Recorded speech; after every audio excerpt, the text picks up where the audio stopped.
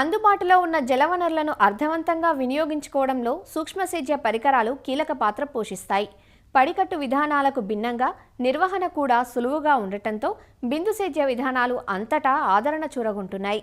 ఇంతటి ఫలితాన్నిస్తున్న డ్రిప్ వాడకం విషయంలో ఏమరపాటుగా ఉంటే మరమ్మతులకు గురి కావడమే కాకుండా మొక్కలకు నీటిని సరిగా అందించలేవు. అంతేకాదు చాలాసార్లు సాగునీటి లవణాల వల్ల డ్రిప్ రంధ్రాలు పూడిపోతూ ఉంటాయి. దీనివల్ల నీటి ప్రవాహానికి ఆటంకం ఏర్పడుతుంది. అందువల్ల ఎప్పటికప్పుడు డ్రిప్ నిర్వహణలో శ్రద్ధ వహించాలి. సూక్ష్మసేద్య పరికరాలను ఎలా వినియోగించుకోవాలి, శుభ్రపరచుకోవడంలో ఎలాంటి జాగ్రత్తలు పాటించాలి అనే వివరాలను మనకందిస్తున్నారు ఆచార్య ఎన్జీ రంగా వ్యవసాయ విశ్వవిద్యాలయం, శ్రీకాకుళం జిల్లా నైరా వ్యవసాయ కళాశాల విస్తరణ విభాగం అధ్యాపకులు డాక్టర్ డి చిన్నమనాయుడు. రైతులు ఈ సూక్ష్మనీటి యాజమాన్య పద్ధతుల్ని అవలంబిస్తూ పలు పంటల్లో మరి ఈ నీటి యాజమాన్యం అనేది చేయడం అనేది జరుగుతుంది. కాకపోతే సూక్ష్మనీటి యాజమాన్య పరికరాలు ఏవైతే ఉన్నాయో వాటిని నిర్వహణ మీద సరైన అవగాహన లేకపోవడం, వాటిని నిరంతరం కూడా వాడుకలో ఉంచకపోవడం వల్ల అవి కొద్ది రోజులు పనిచేసి తదుపరి మళ్ళీ పని చేయకుండా పోవడం అనేది జరుగుతూ ఉంటుంది.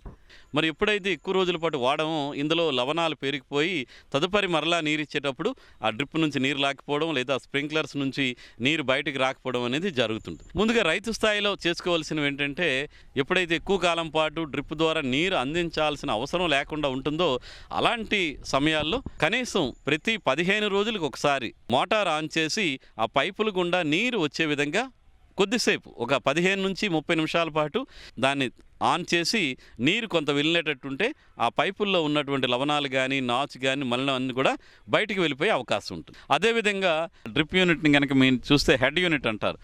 దాంట్లో మన బోర్వెల్ నుంచి మోటార్ ఆన్ చేసిన తర్వాత పైపుల గుండా నీరు వచ్చిన తర్వాత అక్కడ గ్రావిల్ ఫిల్టర్ అని, శాండ్ ఫిల్టర్ అని ఉంటుంది. తర్వాత ఈ ప్రెజర్ గేజ్ అని ఉంటుంది. తర్వాత వచ్చేసి స్క్రీన్ ఫిల్టర్స్ అని ఉంటాయి. వీటిని కనుక సక్రమంగా ఈ శాండ్ ఫిల్టరు, గ్రావిల్ ఫిల్టర్స్ని కనుక మనం శుభ్రపరచకపోతే ఈ మలినాలతో కూడిన నీరు మన లేటర్లోకి వెళ్తే అక్కడ డ్రిప్పర్స్ ఉన్నటువంటి సూక్ష్మ రంధ్రాల్లో ఈ మట్టి కానీ నాచు కానీ ఈ మలినాలన్నీ ఇరుక్కుపోవడం వల్ల తరువాత అది నీటిని సక్రమంగా అందించలేని పరిస్థితికి మారిపోతాయి. మనం క్లీన్ చేసేటప్పుడు ఏంటంటే బోర్వెల్ నుంచి డైరెక్ట్గా గ్రావిల్ ఫిల్టర్కి వెళ్లకుండా సబ్లవేల్ నుంచి గ్రావిల్ ఫిల్టర్ కింద నుంచి నీరు వెళ్ళేటువంటి వాల్వ్ని ఓపెన్ చేసి పై వాల్వ్ కట్టేయాలి. కట్టేస్తే ఏమవుతుందంటే నీరు వచ్చేటప్పుడు గ్రావిల్ ఫిల్టర్ కింద నుంచి నీరు పైకి వచ్చి అక్కడున్న నాచు కానీ వేరే మట్టి రేణువులు కానీ ఇలాంటివన్నిటినీ కూడా మనం నీటి ద్వారా ఫ్లష్ చేసుకొని అక్కడ బయటకు వెళ్ళేటువంటి పైప్ ఉండి దాని ద్వారా నీరు బయటకు వెళ్ళిపోతుంది. తదుపరి అలాగే హెడ్ యూనిట్లో ఇంకొక యూనిట్ ఏంటంటే స్క్రీన్ ఫిల్టర్. ఇది చాలా అటువంటి క్రిటికల్గా ఉంటుంది. ఇందులో కూడా కొంతవరకు ఈ నాచుని అలాగే సూక్ష్మ ఉన్నటువంటి మట్టి రేణువులను కానీ అలాగే బ్యాక్టీరియాను కూడా అడ్డేటువంటి స్క్రీన్ ఫిల్టర్స్ కూడా ఇప్పుడిప్పుడే మరి అందించడం అనేది జరుగుతుంది. అది కనుక మీరు చూస్తే స్క్రీన్ ఫిల్టర్ ఓపెన్ చేసి దాన్ని మనం వీలంతవరకు ప్రతి వారం ఒకసారి దాన్ని తీయడం, ఆ స్క్రీన్ చుట్టూ కూడా ఏవైనా నాచు కానీ మట్టి కానీ మలినాలు కానీ ఏవైనా ఉంటే వాటిని మళ్ళీ ఫ్రెష్ వాటర్ బకెట్ కానీ ఒక డ్రమ్ములో తీసుకొని ఈ స్క్రీన్ ఫిల్టర్స్ని బాగా ముంచి వాటిని కనుక తుడుచుకొని మళ్ళీ స్క్రీన్ ఫిల్టర్ని పెట్టుకోవాలి. అలా చేయడం వల్ల ఏంటంటే మంచి వాటరే లేటర్లోకి వెళ్ళి తద్వారా డ్రిప్పర్లోకి వెళ్ళి నీరు మొక్కకి చేరడానికి ఉంటుంది. ఇలా చేయడం వల్ల ఎక్కువ కాలం పాటు మనకి డ్రిప్ వ్యవస్థ అనేది బాగా పనిచేయడానికి అవకాశం ఉంటుంది.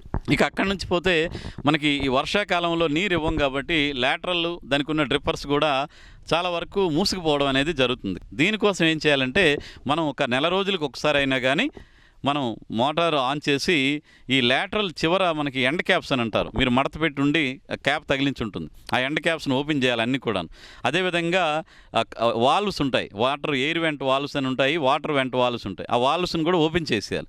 బోర్వెల్ ఆన్ చేసి ఈ విధంగా ఒక 10 నుంచి 15 నిమిషాల పాటు కనుక ఆన్ చేస్తే అప్పటికి ఆ పైపుల్లో ఉన్నటువంటి లవణాలు కానీ మట్టి రేణువులు కానీ నాచు అంతా కూడా బయటికి బాగా ఫ్లష్ అయిపోయి తదుపరి మళ్ళీ నీరు అందించేటప్పుడు మనకు బాగా పనిచేయడం జరుగుతుంది. కాబట్టి మనకి తదుపరి ఎక్కువ కాలం పాటు డ్రిప్పు మనకు ఉపయోగంలో ఉండేటువంటి అవకాశం ఉంటుంది. ఇది బేసిక్గా ముందుగా చేయాల్సినటువంటి క్లీనింగ్. ఇది రైతు స్థాయిలోనే చేసుకోవచ్చు, చిన్నపాటి సాంకేతిక పరిజ్ఞానం ఉంటే చేసుకోవాల్సినటువంటి అంశం. ఇంకొకటి ఏంటంటే రైతులు ఎక్కువగా ఈ డ్రిప్ పరికరాలని ఇప్పుడు ఫెర్టిగేషన్ అంటే ఈ డ్రిప్ నీటి ద్వారానే ఎరువులు కూడా అందించేటువంటి ప్రక్రియ కూడా పాటిస్తున్నారు. దీనిలో కూడా వాడేటువంటి ఎరువులు కూడా చాలా ముఖ్యం. డ్రిప్ ఎక్కువ కాలం మన్నాలంటే నీటిలో కరిగేటువంటి ఎరువులను మాత్రమే డ్రిప్ ద్వారా ఎరువుల్ని మొక్కకు అందించేదానికి వాడుకోవాలి.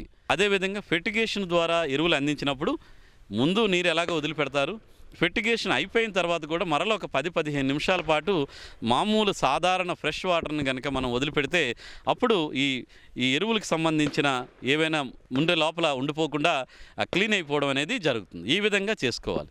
ఇకపోతే ఇంకొకటి యాసిడ్ ట్రీట్మెంట్. అంటే మామూలుగా నీరు వదిలినప్పటికీ ఎక్కువ రోజుల పాటు మనం వాడకుండా ఉంటే అందులో లవణాలు ఎక్కువ పోరికిపోతాయి. అప్పుడు సాధారణంగా నీరు వదిలితే ఆ లవణాలు బయటికి రావు. అప్పుడు అలాంటి దానికి ఈ యాసిడ్ ట్రీట్మెంట్ అనేది ఒక ప్రత్యేకమైనటువంటి క్లీనింగ్ ప్రాసెస్ చేసుకోవాలి.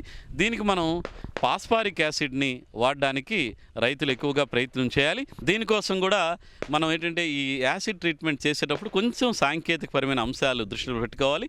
దీన్ని ఏంటంటే డిశ్చార్జ్ ఎంత వెళ్తుంది, మన బోర్వెల్ నుంచి గంటకి పొలంలోకి నీరు ఎంత వెళ్తుంది అనేది ఒకటి అంచనా వేసుకోవాలి.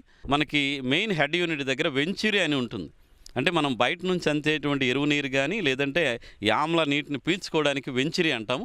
దాన్ని కూడా మనం ఈ వెంచురీ సక్షన్ కెపాసిటీ ఎంత, దీన్ని బట్టి మనం టోటల్గా ఎంత నీటి మోతాదులో ఎంత ఆమ్లాన్ని కలపాలనేది మనం నిర్ణయించుకుంటాం. దీనికోసం ఏంటంటే నీటిలో మనం ఏదైతే ఫాస్ఫారిక్ యాసిడ్ 1 ml ముందుగా కలుపుకోవడం, తర్వాత 2 ml 3 ml ఇలా కలిపేటప్పుడు ప్రతిసారి కూడా ఆ లిట్మస్ పేపర్తో చెక్ చేస్తే ఎప్పుడైతే ఆ లిట్మస్ పేపర్ ఎర్రగా మారుతుందో అప్పుడు ఆమ్ల గుణానికి నీరు చేరిందని నిర్ణయించుకొని అలాగే 1 లీటర్కి 2 ml పడితే 2 ml లెక్కేసుకొని ఆ విధంగా మనం గంటకి ఎంత డిశ్చార్జ్ అవుతుంది, 5600 లీటర్ల వరకు డిశ్చార్జ్ అవుతుంది. కానీ మనం ఈ ఫెర్టిగేషన్ పద్ధతి మొత్తం కూడా 15 నిమిషాల్లోనే పూర్తి చేయాలి. అంటే మనకు సుమారుగా ఒక 60 లీటర్ల నీరు 15 నిమిషాల్లో బయటకు వెళ్తుంది. అంటే యాసిడ్ కలిపిన నీరు 60 లీటర్లు ఉండాలి. ఈ లెక్క ఇలా వేసుకునేటప్పుడు మనకు 5600 లీటర్లు ఇంటూ 2 ml చూసుకుంటే సుమారుగా ఒక 11-11.5 లీటర్ల యాసిడ్ అవసరం ఉంటుంది 1 గంట నీటిలో.